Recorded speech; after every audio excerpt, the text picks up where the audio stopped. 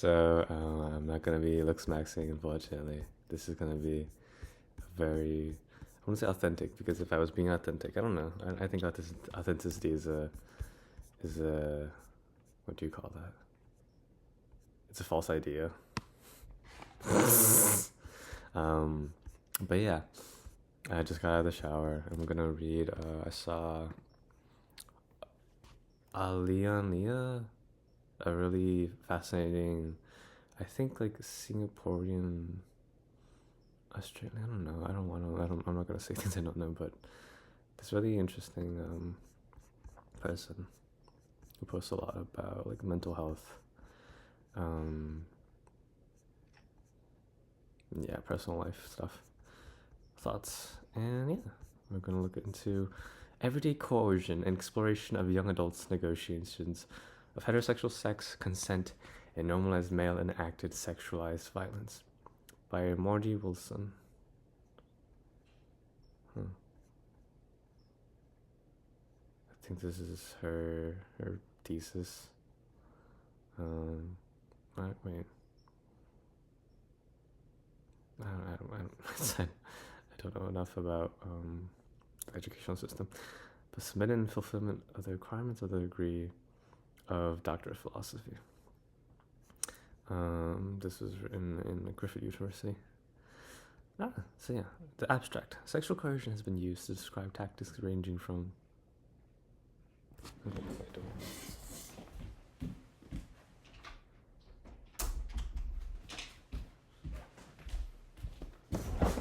Now that's fear. That's real life fear. Let's see. With more scholarly attention on the latter, this thesis shifts the focus to non-physically violent tactics of sexual coercion, normalized in heteronormative interactions by cultural narratives of lust and seduction, examines everyday experiences of heterosex to identify the role in male enacted sexual coercion plays in sexualized interactions and intimacy. Globalized outcries, predominantly in Western contexts, about the extensive reach of male enacted sexual coercion and its role in rape contextualize this research in a broader social movement, e.g. Me Too.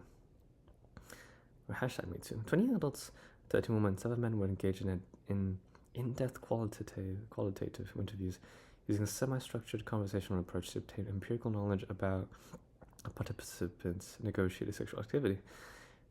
So 20 people acted or experienced non-physically violent coercion and understood consent in arts-based methodology, then transformed participants' experientially into creative non-fiction, connecting readers with the emotional dimension of the findings. Fascinating. Okay. Within this research, both men and women demonstrated experiential knowledge of verbal, non-verbal, direct and indirect communication of consent. In quotations, willingness. In non-consent, what did you say? I don't know. Parentheses, unwillingness, parentheses. Consistent with previous scholarship. This research substantiates previous research showing that non-instigating people are not only imply refusal with normal coercion of people patterns. Normal coercion patterns, but regularly state boundaries and assertively resist pressure. Coercion is employed despite clear signs of refusal. Thus, men are not the bumbling miscommunicators previous research has suggested. Instead, they are highly skilled communicators who employ a suite of effective tactics to manipulate and coerce, all the while keeping within the bounds of normalized gender roles and sexual scripts. Suggestions that women should just say no overlook the fact that men use coercion past the point of refusals. Refusing, whether verbally or non-verbally, is only effective if the instigator accepts it, indicating a problematic attitude and beliefs about gender and sex rather than communication issues. In exploring everyday coercion through the lens of consent as free and willing participation rather than compliance or coerced agreement, this research understands rape as acts that occur past the point of non-consent. While this may sound straightforward in the definition, participant responses highlighted that viewing the absence of affirmative consent as rape can be confronting and challenges the understanding of both normal sex and real rape. Rape culture myths and victim-blaming narratives have normalized male enacted pressure and persistence to a point that rape, particularly when enacted through tactics of everyday coercion, often goes unacknowledged. I think this is really prevalent when it comes to stuff like hentai, and you see this, a lot of rape anime, and this, I mean, I'm not really ashamed to admit that I've watched hentai, and it is very alarming that a lot of it is rape. A lot of times it's people in like high, with a lot of power, whether it's like a CEO or a king, whatever, and yeah, basically violating someone's what do you call that? Yeah, basically raping them, right? Plain and simple. And then they'll kind of make the narrative where it's like, oh, because this guy is like higher status, higher power, has more resources, and so what starts off as coercion or rape is like turned into like, oh, because oftentimes like they'll have this trope where the female character already has an established relationship, and then but this like new guy comes up, which I think they call this NTR. I don't know what it means, but they'll see this as like, oh, the partner's unfaithful, like, oh, the partner's like wrong for like cheating, but it's like, it's not cheating, it's fucking rape. Like, your partner was raped, right? And you see the opposite thing come up as well, where you have the succubus trope, or like the demon trope, where it's like a pretty demon violates men, right? And then you have like the quote unquote heroine who comes up and like basically like fucks them until they like submit, right? So it's a lot of like submissive culture, a lot of basically what it's saying, rape coercion, like the normalization of rape, and like that's my problem. I've not read smut enough, but I think I've heard people say there could be certain problems when it comes to stuff like fantasy porn or erotica, because of what it normalizes. I don't know. It's fascinating, right? And I don't know if this ties into video game violence. But yeah, let's keep reading. Let's see. So this research found that oh wait, I think I haven't read this. Rape culture myths and victim blaming narratives have normalized male enacted pressure and persistence to a point that rape, particularly when enacted through tactics of everyday coercion, often goes unacknowledged. And this research found that men are aware of the tactics they use to coerce women and some shared motives for using everyday coercion, such as homosocial bonding and patriarchal socialization. While some men drew on essentialized notions of gender to defend the use of coercion or perform naivety, there was significant cooperation between how women experience sexual coercion and how men recall enacting it.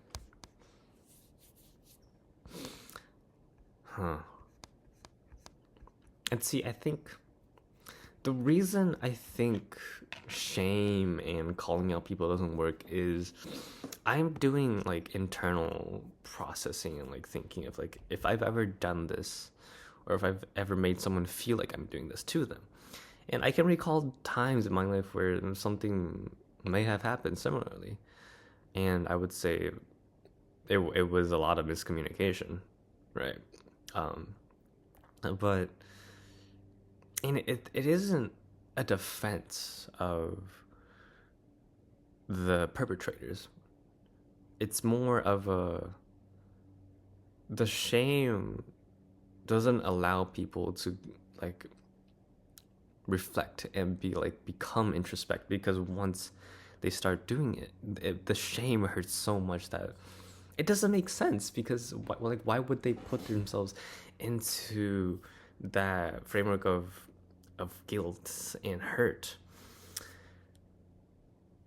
And this is, I think it's I guess this is my hot take, is that an eye for an eye just doesn't work, right? You if your end goal is to like eradicate them, then yeah, sure, shame is amazing. You make people unable to change, unable to really do much except for continue on with their ways. And That's why I'm against like the death penalty, because I don't know, I don't want to eradicate people just because I don't like them.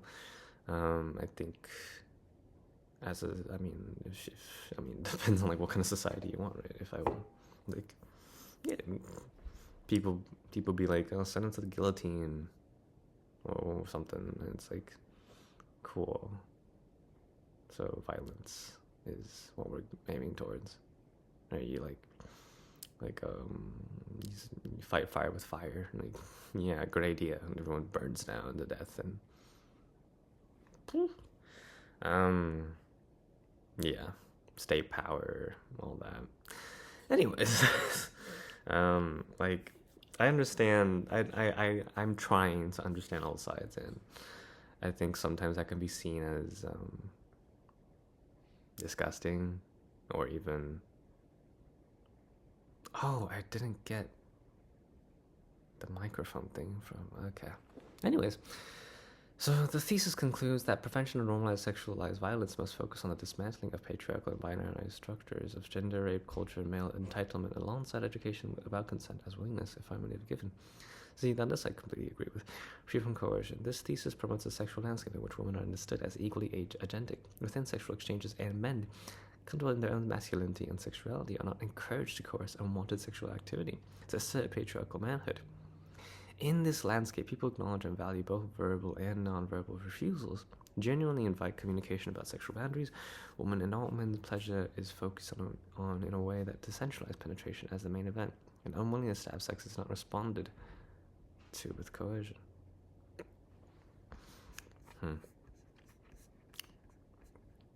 So let's see. The table of contents.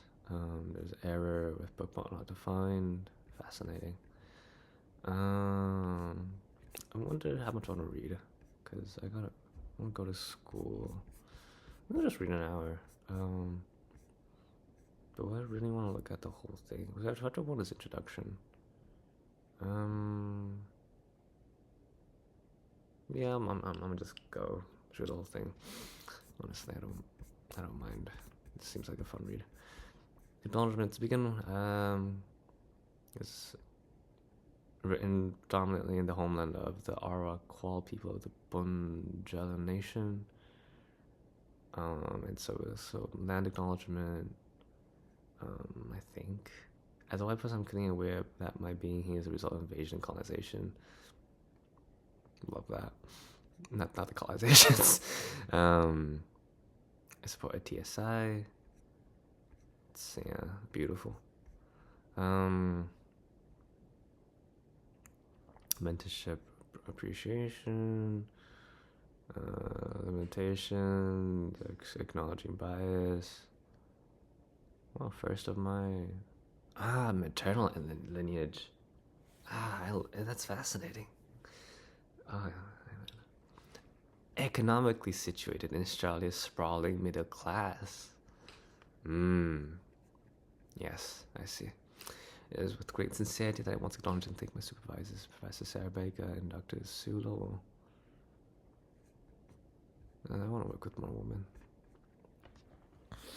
Like my life, I've mentioned this many times in my 20s, in my literally when I was 20s, is that my life became so much better when I centered female friendships, or I don't know, not even necessarily female, maybe even just, I don't know. I've been really questioning the usage of that word, because it's so often correlated with the manosphere. But I guess in because I wouldn't say most of my, I don't know, because girl sounds not, it sounds belittling for some reason. And like the same with boy. I think boy and girl sound weird. Like a woman, it's I don't know. Maybe man. I wouldn't call my friends mans. I don't know. I think the whole language thing. I'm still figuring it out, I guess. But yeah, I have been a lot happier with people. I don't know, like the sex thing. I don't know. It's like why is it? I mean, it makes sense for the differentiation because of the of societal gender norms and what was it? I mean, yeah, gender norms, um, and but also not just that. Um, it's just a different framework, I guess, but it's something that aligned a lot more with how I kind of lived and how I want to understand the world. Um, I'm curious if, like, biologically, I'm more satisfied in the sense that I don't know. I don't know. I'm just curious about a lot of things. I lectured in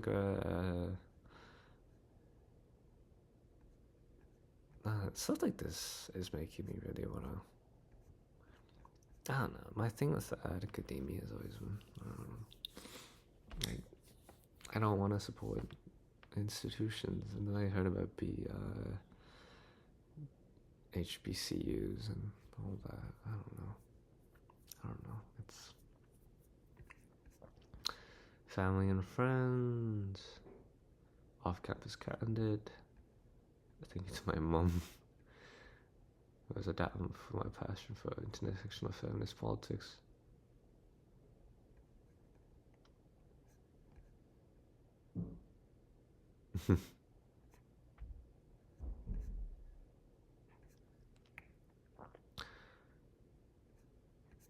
Huh.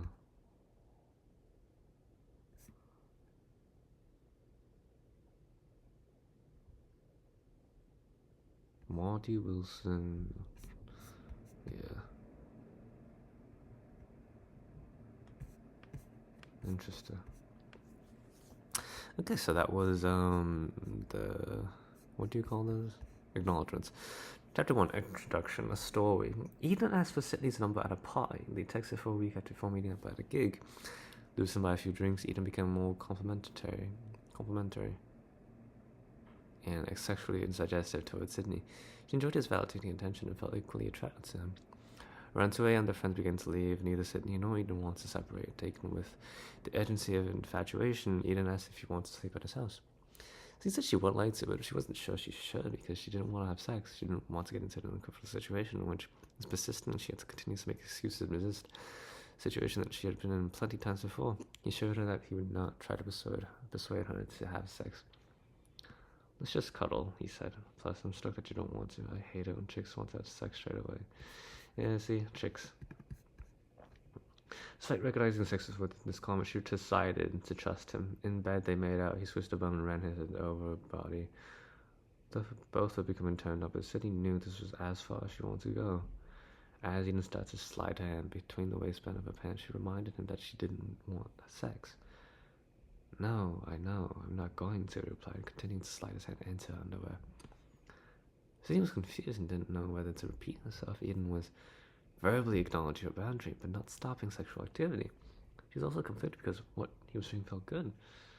Her body was responsive despite her mind not wanting it to occur. And this is the most common trope I see in hentai. Like NTR and all that.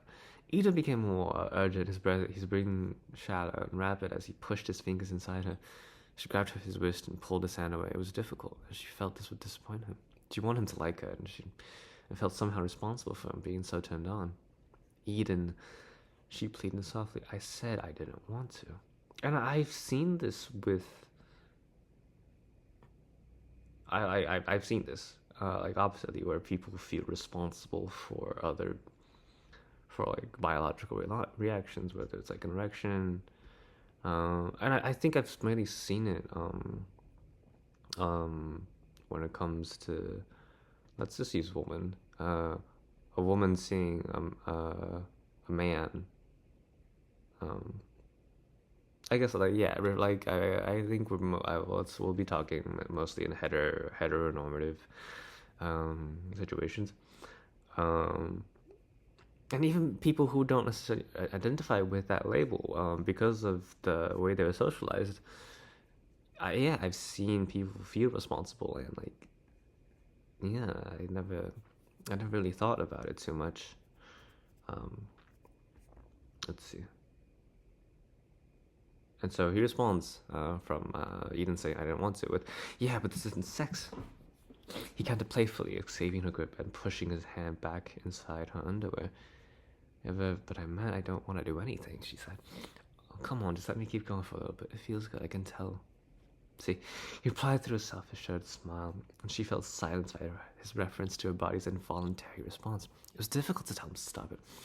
He wasn't even doing what she asked. She felt humiliated that what she wanted didn't seem to matter. He promised me we wouldn't have sex. Surely this is sex. Is he just going to keep ignoring me? Through his pants, she could feel his erection pressing onto her as she kept moving his fingers. Staying quiet felt mean, somehow even more awkward than saying no again.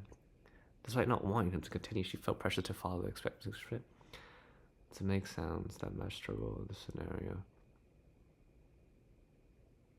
Soon Eden pulled down his underwear. It was guiding Sidney's hand over his penis. This was too much. She pulled away. Can't we just go to sleep? She asked wearily. I'm so drowsy. It's after 3 a.m.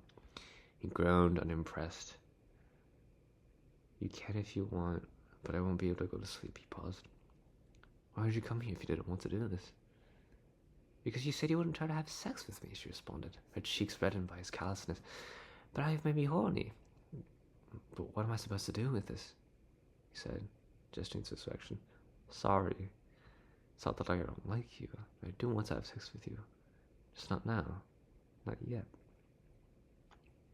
Sydney felt annoyed to find herself apologizing, but somehow she did feel guilty. She felt bad that she was not satisfying him. But was he considering how she felt? They lay there in silence. He started to caress her belly. She moved his hand away, but he returned it. She didn't react. Deflated, it crept downwards. I'm sorry, I don't want you to feel uncomfortable. I just really like you, and you're so sexy. It's hard for me to resist. He whispered between soft kisses. His hand crept further down. Said he was tired. Tired from drinking and being out all hours, but mostly tired of making excuses, tired of defending her personal space, tired of her words being ignored. She wanted Eden to decide, and she didn't want to fight with him. She didn't care whether or not he liked her, but in the moment, the truth was that she did. She wanted to go to sleep, to stop having to deal with the pressure, and giving in seemed the easiest way to get past it. And she had refused over and over, and he was acting as though it meant nothing. And Eden began to remove Sidney's undies, and this time she said nothing. He rolled on top and guided his penis inside her.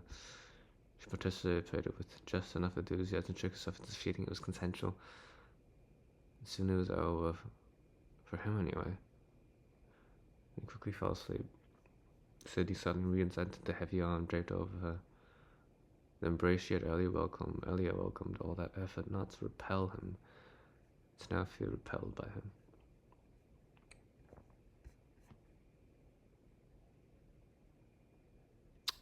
Yeah.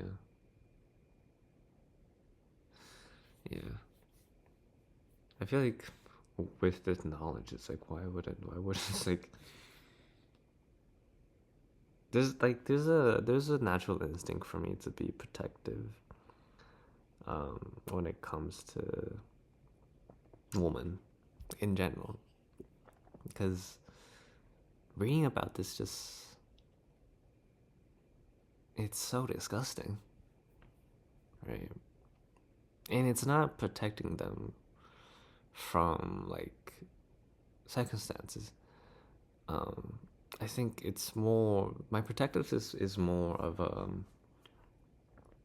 I want to spread awareness, because I've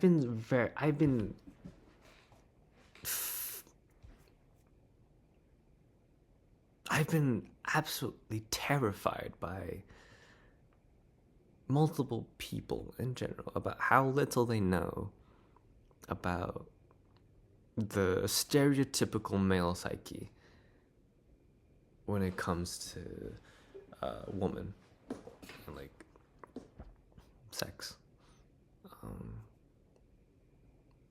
like how just how trusting and how innocent And I don't mean that in a belittling way. I mean you generally do not know this, and I really hope that it isn't some type of acting innocent, because I don't know. I get it. I guess I understand it to a certain extent, but I just think a lot. So, introduction. There's often an assumption made in common discourse that women will be or should be able to reject unwanted sexual demands without compromising a sense of self, and that refusal will be listened to if verbalized. As we can see in the story that opens this thesis, Sydney was conflicted throughout the interaction with Eden regarding how to navigate sexual refusals, and Eden ultimately did not accept them. Sydney wanted to impress Eden, to be liked and desired by Eden, but did not want to participate in sex with Eden. She displayed and expressed non-consent at multiple points throughout the interaction, yet Eden communicated in a way that manipulated and overrode her refusals. The tactics Eden used between the moment Sydney expressed her reservations about going home with Eden and the eventual sexualized act occurring is referred to in this thesis as everyday coercion. Stories like Sydney's are the starting point for every chapter of the thesis. These are stories that have emerged from the experience of my research participants. Each story echoes in one way or another Sydney's experience with Eden and reinforces the everydayness of sexual violence in the lives of young women in Australia. Importantly, each story reflects the key research question underpinning this thesis. How does men's use of non-violent, socio-culturally sanctioned coercion, that is, everyday coercion, impact the having of mutually desired consensual sex? Everyday coercion. In the domestic violence sector, the popular analogy describes how coercive control and abuse work to effectively entrap people without them noticing until they are already committed. And so I'm very aware of this. They will gaslight you into believing the world is dangerous and that you should just stay home and do it. You don't have to go out. The world is a dangerous place. I am the only one who can protect you. And as a man, it was a joke. And not surprisingly, a woman defended me, saying that that's not. I mean, that's not how the world works. But yeah, and I don't even know if it's intentional, but regardless. So it is said that if you put a frog in a pot of boiling water, it will know it is in danger and jump out. However, if you put a frog in a pot of cold water and then gradually heat it, the frog will incrementally adjust the temperature without realizing it is increasing and will boil without trying to escape. And I believe this powerful analogy also applies to sexual coercion. Like perpetrators of domestic abuse, people who use everyday coercion generally begin by using tactics that not only appear as normal behavior, but even generous or complementary behavior. When describing everyday coercion, my research participants used language that spoke the subtle and nuanced way manipulative tactics could be used, sometimes making it difficult for people to pinpoint coercion while it was occurring, just like the gradually boiling frog.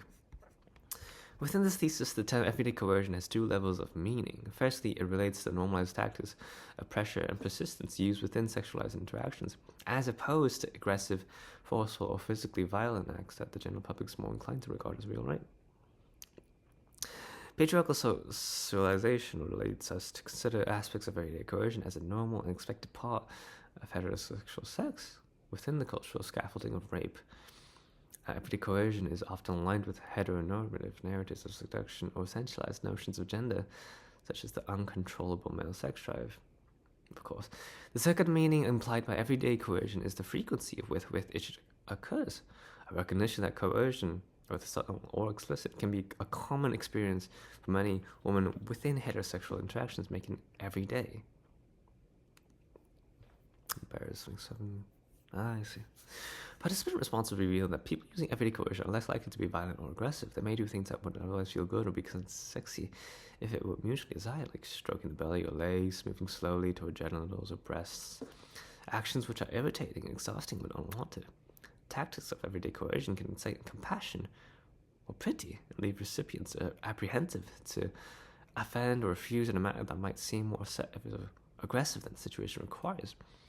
Drawing on the example of Sydney and Eden for illustrative purposes, if Sydney tries to deflect, waylay, and or ignore attempts with his hand away and not reciprocating, and this is not accepted, she may feel uncomfortable to say, "Stop touching me," or "Leave me alone," or access other verbal refusals for fear of humiliating herself and or offending him. And this is perhaps especially so when Eden hasn't verbally engaged with Sadie in this in the first place to negotiate consent and is not genuinely acknowledging her clear non-verbal cues of refusal. And I've seen this for both genders, where a guy maybe communicating is like, is this good, is this good, is this good, and I've heard of responses of like, "Stop talking, just do it." And you see how they're kind of letting go of autonomy, and like, well, yeah, you can argue that you know, oh, you need to like feel the vibe, but you could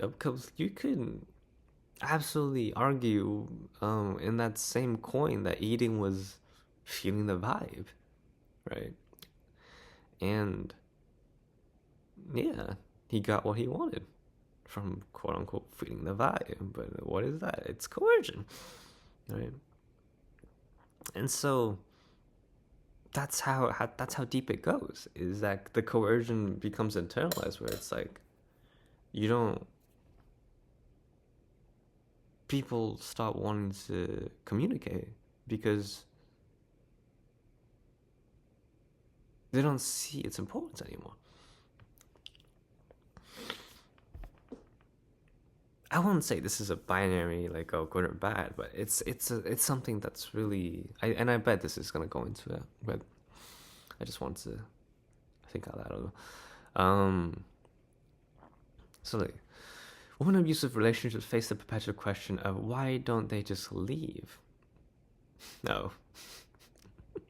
Similarly, when a woman is sexually coerced, the question is, why didn't she say no? As Hill does, I am reversing the question instead, asking, why does he do it? Hence placing responsibility with the person enacting coercion rather than with the person experiencing it. Contrary to narratives of just say no, verbal refusal will study stop and instigate in the tracks.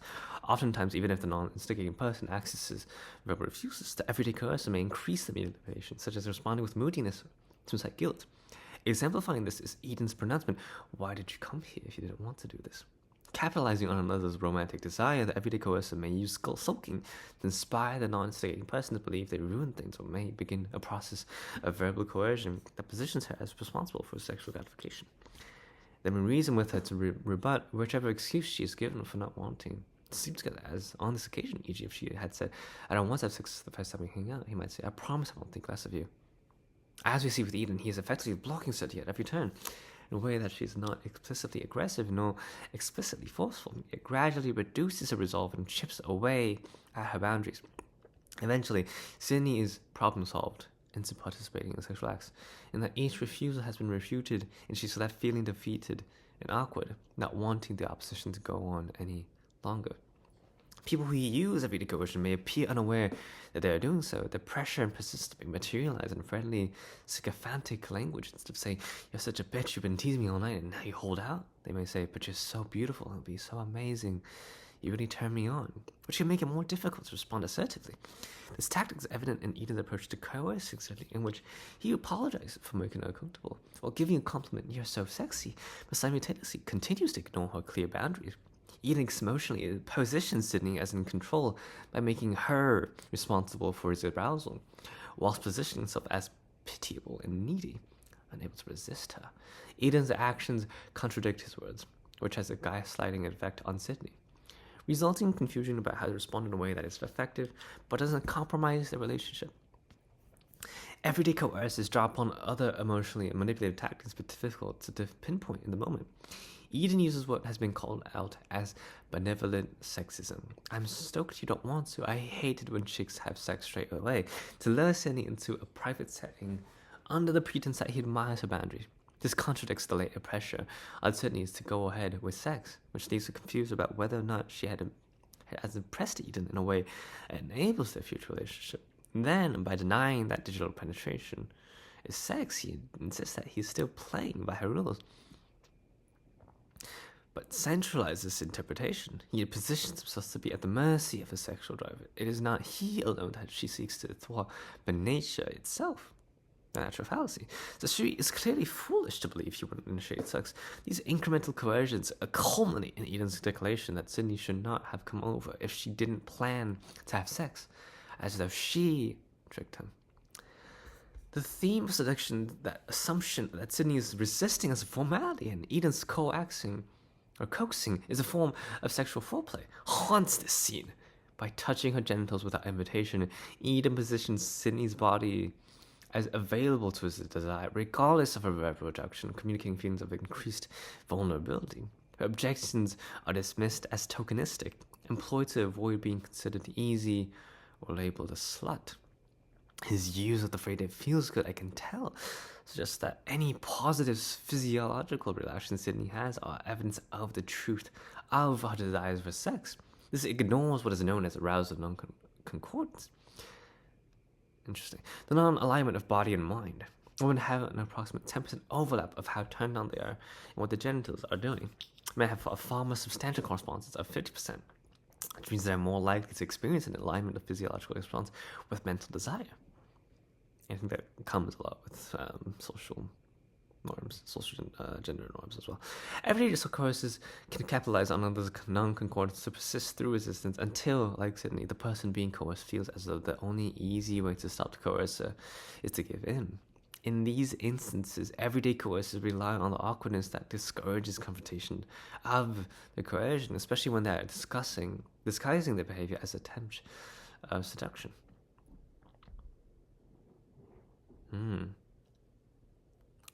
So your thoughts on that? Interesting. Yeah. Consciousness. Everyday coercion does not involve physical violence or threats of as means of forcing another. Rather, psychological and emotional methods are used to manipulate, pressure, and persuade. Such sexual coercion may use physical elements, but not those recognized as physical aggression or violence. Using non-physically violent tactics is normalized in varying degrees due to mainstream understandings of heterosexual and gendered norms within rape culture. Most classic example is she wants it. He just doesn't know how to say it.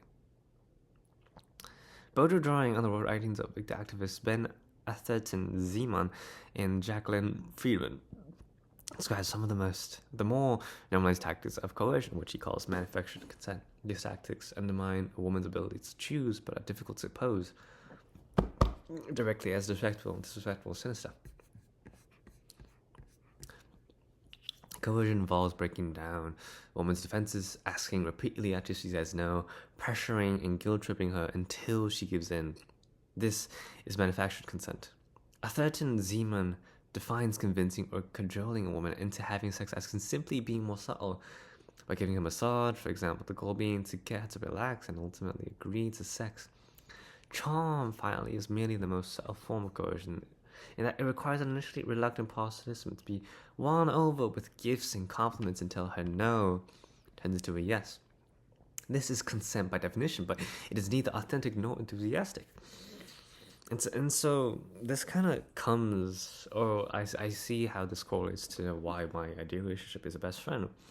Because you wouldn't coerce your best friend. I hope most people don't do that to their best friends. But you are genuine. You care. And the thing is, a lot of people don't know how to have friends. Like I for a long time I didn't.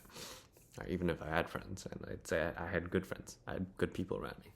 But I was utterly confused with what is friendship? How do I interact with people? It's so confusing. But yeah.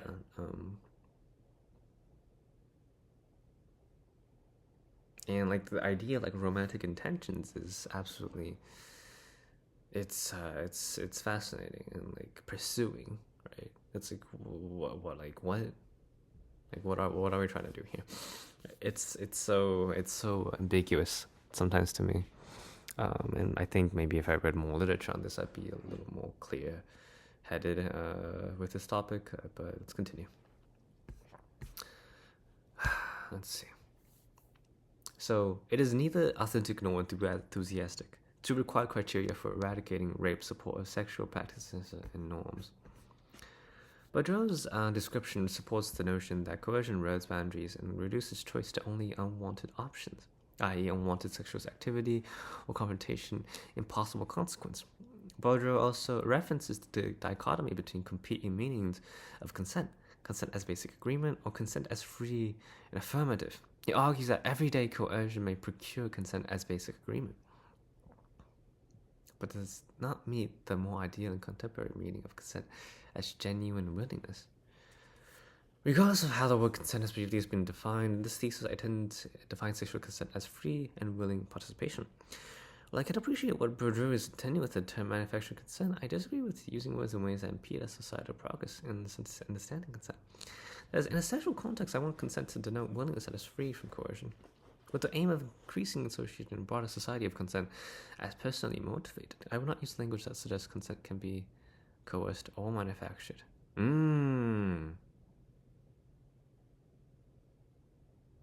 Interesting. So, similarly, I avoid French and Neville's 2017 term coerced sex, which they used to describe sexual activity that was not free and willing and consented to, but which does not meet legal definitions of rape. They posit it as a term that provides for inclusion of both non-consensual and compliant sexual activities. Just as I am comfortable with combining the idea of consent with a word that negates consent, e.g. manufactured consent, I also reject the suggestion that non-consensual acts be termed sex. There's an ever-growing list of terms now used in the literature around ideas of consent, and I was initially reluctant to add to this list. However, the existing terminology did not quite capture the experiences of the participants or my critical feminist approach. I therefore use the phrase everyday coercion as a way to capture the socioculturally normalized and even institutionalized pressure, persuasion, and persistence often used in everyday sexual interactions. When I use the word sex in this thesis, I am specifically referring to consensual, willing sexual acts, mutually desired enough to want to participate by each party. Everyday coercion describes interpersonal pressure and persistence acted from one to another, regardless of whether a sexual act eventuates. If a sexual act does not eventuate, one has still experienced everyday coercion. If a sexual act does occur, that a person has experienced coercion and likely an assault or rape. I like this logic. This research posits that everyday coercion can be used to rape without it having to be illegally found as rape or acknowledged as rape by those who enact and experience it. I don't know. I think I might finish with this little chapter and then we do a little reflecting. Why sexual coercion? Prevailing notions of real life within the common discourse have lessened legitimacy and visibility for a wide range of sexual and violent acts. Previous research has sought to highlight that rape does not have to include physical force and violence, and that subtle systemic forms of sexual harassment, pressure, and coercion are part of the same behavior as the most violent of physical assaults. However, in Western societies, there remains certain devotion to rape myths, that is, beliefs surrounding that what counts, it does not count as sexualized violence. While some feminist discussion has argued for the term rape to encompass a wider variety of coercive sexual misconduct, sociocultural understandings of rape continue to align with narratives about real rape, meaning that people who rape in a way outside of the most maliciously severe go, in many instances, unreprimanded, both within the legal and social context. Cultural narratives depicting rape as enacted by a stranger by way of physical violence or abuse occurring in dark alleyways lingers in modern standings. Sexualized violence that does not occur in this way is thus positioned as less real, not goes unacknowledged, even by the person who experienced it. It is far more common for rape to be enacted by a known person, yet only 7% is reported, whereas rape enacted by a stranger has a reporting rate of 44%. Less than 6% of people who are raped report to the police. They fear stigmatized responses, being disbelieved, blamed, or don't feel the experience was serious enough. If it doesn't align with the ideals of real rape, people who are raped with acts of everyday coercion are amongst those who don't receive justice or validation, not only criminally, but also socially, interpersonally, despite experiences of sexual coercion and unacknowledged rape having real impacts. Despite feminist efforts to promote gender equality and position consent as only that which is freely and affirmatively given, rates of sexual assault against women remain high around the world. Drawing on Craigie and Tonstati, I don't know how to read that, states that the global prevalence of sexual and intimate partner violence suggests that the threat of such violence is a reality for every woman, other woman, Some parts of the world are more vulnerable than others, and that this violence is largely perpetrated by men. Echoing Liz Kelly and Tons the Tier, you'd argue that men violent toward a woman cannot be neatly 23 categorized. I think it's categorized. I don't know. It's just 23. As many manifestations overlap but blend into each other, the relentless lack of recognition of sexual misconduct involving weapons or physical violence and injury came to be in the #MeToo movement. Since then, solidarity between survivors and a growing culture of responses to the claims have increased the common discourse about understanding of a blinded range of sexual misconduct. However, recent research suggests men continue to focus primarily on only the most grotesque abuses of power as unacceptable. Interesting. The prevalence of sexualized violence is supported by a culture that condones or even encourages, which has been termed rape culture. Enculturization into rape culture supports some men to violate rape and even murder women, as it was many men to use psychological, emotional coercion within normative understanding of heterosex. Within rape culture, sexualized violence is a gendered issue, as Powell explains. Despite, in quotations, women's apparent sexual freedom, however, rates of sexual assault continue to be of concern. For instance, Victoria police data show that women represent 92% of victims of sexual assault, while 99% of offenders are male. Consistent with figures across Australia internationally, how can you speak of liberated and empowered Gen Y women? According to Australian figures, as many as 10% of women aged 18 to 24 will have experienced sexual violence in the last 12 months, and young women aged 16 to 20 and 21 to 25 are the most likely to experience sexual assault. Experiences of harassment, coercion, and rape continue to significantly affect young women. The lived experiences of young women can expose just how much sexual misconduct features in their lives. My decision to focus on sexual coercion, and specifically everyday coercion of young women in Australia, is based in understanding through my own lived experience as a woman with sex with men that gendered sexualized violence remains a significant issue that needs continued attention. Despite the overwhelming evidence that everyday men are enacting everyday coercion and rape, I have regularly experienced responses from men such as, I've never done that, and none of my men would do that. A further motivation to conduct this research was to problematize the idea that so many women are coerced in an everyday manner, yet so few men are apparently using coercion. In Australia, rape law reforms are shifting toward a prioritizing of affirmative or communicative models of consent in which one's participation must be free and voluntary. Sexual activity that occurs outside of this is non-consensual. This thesis understands non-consensual sexual acts as rape or assault. Using affirmative, positive participation to stand consent cuts out the tedious work of trying to decipher how much pressure is enough to invalidate one's consent. Simplifying the situation to, if there is not clear willingness and equal participation, there is not consent. This is not to say that all non-consented to acts will be legally reprimanded as rape, but it provides a social or moral code to work from. I'm not interested in focusing heavily on legal definition of rape, as I am not researching within the legal discipline. More importantly, the criminal legal system can be inaccessible or can re-traumatize survivors of sexualized violence, and can be an unsafe place to seek help, especially for community members marginalized within class, race, sexuality, and gender hierarchies. Most rape is enacted by people with relational proximity, often one's own home, without use of physical violence or weapon, and yet these experiences tend to be socio-culturally devalued. The law has continuously failed people who experience sexualized violence, highlighting the need for more options of reparation and justice outside of the legal system. Validating women's experiences through stories included in the thesis and analysis of these stories is one step toward this cause. While my research focuses on the coercive, careless, and the plainly wrong ways that sexual interactions can occur, I must be clear that I'm in no way demonizing sex or suggesting that all heterosexual interactions are coercive. Many men and women co-create sexual experiences with careful attention to process of consent.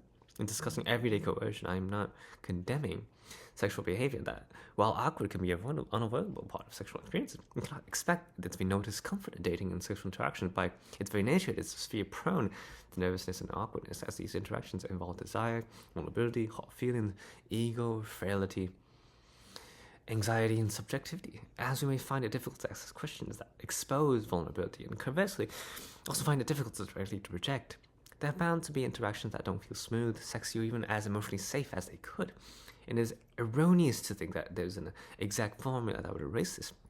However, what is currently occurring too frequently is not just the natural awkwardness of sex, dating, and human interaction. Rather, everyday coercion is a normalized display of power and entitlement, or at the very least, carelessness and self-prioritizing at the expense of others supported by patriarchal systems of masculine domination of the feminine men and women, or non-conforming people. In the wake of #MeToo, many have explained it, but what are men supposed to do now? As if they are no longer able to strike up conversations with women, ask anyone on a date, or instigate sexual activity. Such assertions perpetuate the idea that it is sexualized acts themselves that are objected to, or that all interactions demonstrating interest or desire are unwelcome. In reality, the issue surrounds acts that are performed despite clear evidence and common sense that they are unwelcome and encroach on one's rights to comfortably be in a space with men. Such exclamations also assume that women do not have their own sexual autonomy and are incapable to instigate or reciprocate interest or desire, and therefore must have sexualized acts done to them rather than created with them. Passivity might be a trait encouraged within patriarchal femininity, but in reality, women are not passive, inherent victims. Women deserve to be in control of their own bodies and who has access to them, and to be sexually agentic. However, instead of continuing the sex wars debate of the 1980s about whether women are empowered or disempowered, I shift the lens to the way men, who are long assumed sexually agentic, use sexualized violence in a normalized way. Okay, that is it. I want to continue this today. I beautifully written, beautifully researched. I couldn't agree more with the logic as I see as it now. I definitely haven't read as much feminist literature as I want, but you'll have desires.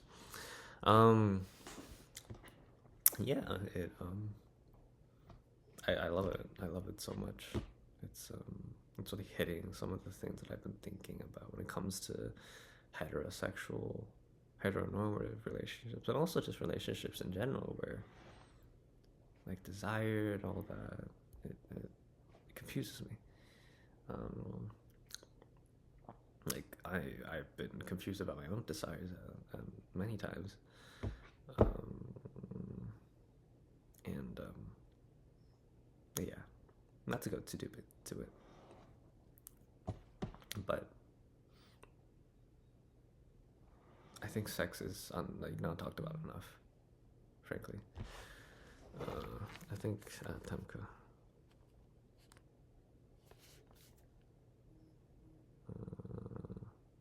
Okay. Yeah, all that. Fascinating. Okay. Yeah.